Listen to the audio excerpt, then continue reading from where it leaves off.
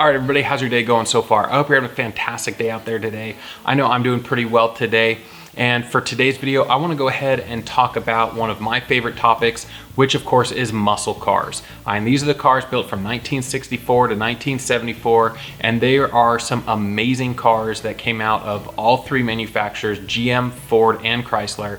But today we're going to go ahead and outline why Mopar did it best and beat the other two out for making the top dog when it came to muscle cars. I know it's no secret that I am a Mopar fan, having 3 in the garage alone, not to mention the others that we own.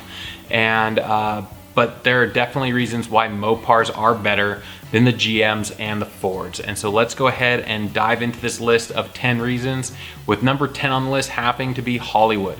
Sure, there are a lot of Hollywood movies over the years that have iconic GM and Ford products in them. I mean, like Transformers with Bumblebee and the Camaro, or Bullet and the Mustang. Of course, there are a lot of great movies with a lot of great cars in them, but Mopar definitely takes the cake. I mean, you got cars like the General Lee from the Dukes of Hazzard, that orange '69 Charger. You've got like in Bullet, the car that Bullet was chasing in his Mustang was a black '68 Charger. And then of course the entire Fast and Furious series has Dominic Toretto's always driving around in a black Charger. And Nash Bridges on TV with his '71 Hemi Cuda convertible. And the list just goes on and on of amazing Hollywood interactions with Mopar based cars. So that's why it comes in at number 10 on my list. So number 9 on that list is following along with the Hollywood trend. In the 60s, Chrysler came out with, well, Plymouth specifically, came out with a model of car called the Roadrunner. They worked with Warner Brothers and got licensing to be able to use the iconic Roadrunner from the Looney Tunes cartoons to put it on their car.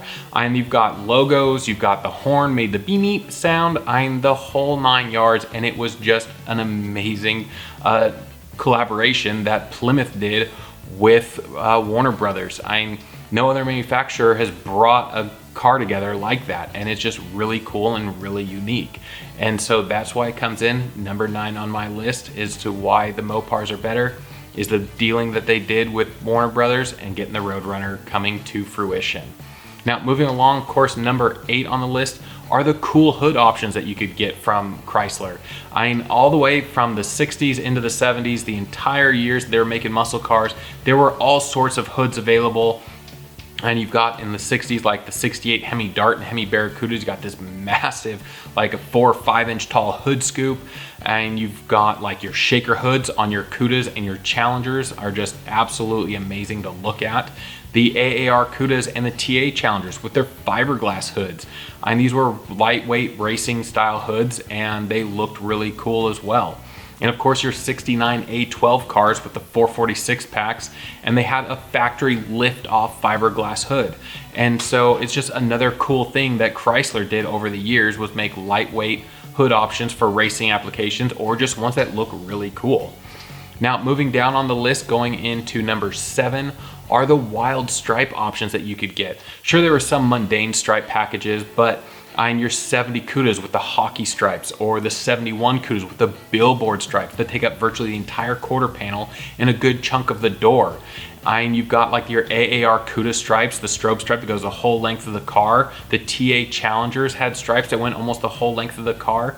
And there are just a lot of really cool stripe options that Chrysler offered over the years, and it just really sets them apart from the competition. Now, moving on to number 6 on this list is the fact that they were low production. Sure, having the larger volume of cars means that sales were definitely up and things like that, but it also means that they're on every street corner. And you go to a car show, and how many Camaros and Mustangs and Chevelles and Novas do you see? And they're literally littered with them at all the events you go to.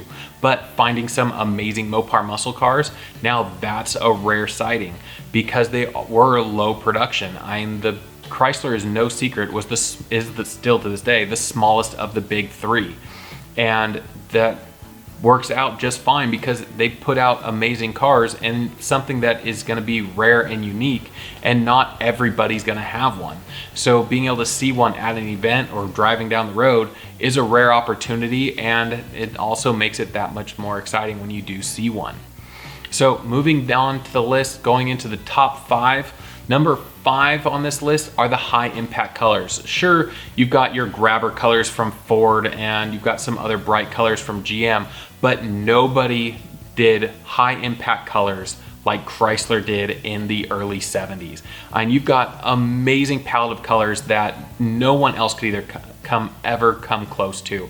And you've got things like Panther Pink, you've got Curious Yellow, Sublime Green, Sassy Grass Green, Hemi Orange. The list goes on and on of all of the amazing colors that Chrysler came out with to really step it up for the muscle car era. Now, of course, I forgot one of the most iconic of all, has to be the Plum Crazy Purple. You don't want to leave that one out. And it's an amazing color, and all these colors just are truly remarkable and really catch your eye when you see one going down the road, even to this day. Now from here going into number 4 has to be the pistol grip shifter. I'm sure having a manual transmission is awesome. All the manufacturers offered a manual transmission, but the pistol grip shifter in your E-body and B-body Mopars, there is nothing more iconic than that. And rolling through the gears with that pistol grip shifter, there is nothing like it, and it's just really awesome. You go to a car show, you look inside the interior, you see that pistol grip shifter, and you're just like, wow, that is an amazing shifter design, and it's just such a cool factor. So now, number 3 on this list is the race on Sunday, sell on Monday mantra. I'm sure all the manufacturers were trying to live by this during the 60s and 70s, but nobody did it better than Chrysler, and it definitely showed in their production cars. When you're looking at the early 60s, you're getting things like for drag racing, they come out with factory lightweight cars with the Hemi engine, and you've got like aluminum fenders, lightweight hoods. A lot of amazing stuff goes into these cars that they're racing at the drags on Sunday, and you can go into your dealership and order one of these factory lightweight cars, and it's just totally mind-blowing. Moving on later in the decade, you've got your Hemi Darts and your Hemi Barracudas. These cars were seriously built for racing. Fiberglass front ends and the big Hemi engine in them. They completely gutted them, got rid of the window mechanisms and the side windows, replaced the glass with Lexan, and replaced the roll-up mechanism with just seatbelt materials. You just pull the windows up and down. Radio heater delete. The list of things that went on to these cars is just insane. Now, granted, of course, back in the day with 68 for the Hemi Dart and the Hemi Barracuda, they were intended to be race cars, and that's why they were that extreme. But moving on into the late 60s and early 70s with NASCAR, and you get the Daytona Charger and the Plymouth Superbird. This car was literally designed so that Chrysler could take this car to NASCAR and dominate, which it did. And you got this really goofy 3-foot wing on the back, you've got this pointy nose on the front, and the cars didn't sell that well because they were definitely goofy looking, but it just proved Chrysler's dedication to racing by designing a car for production use so that way they could go to the racetrack and dominate. It's just absolutely amazing.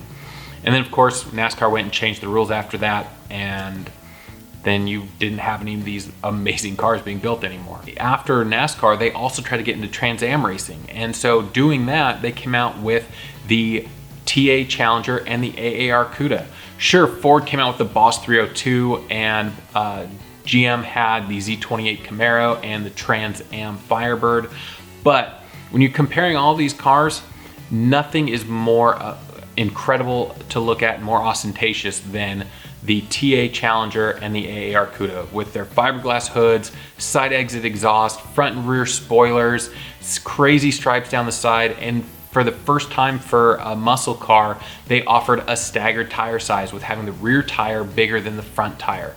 And doing so many of these industry firsts is just absolutely iconic for Chrysler, and it's just really amazing building these awesome cars.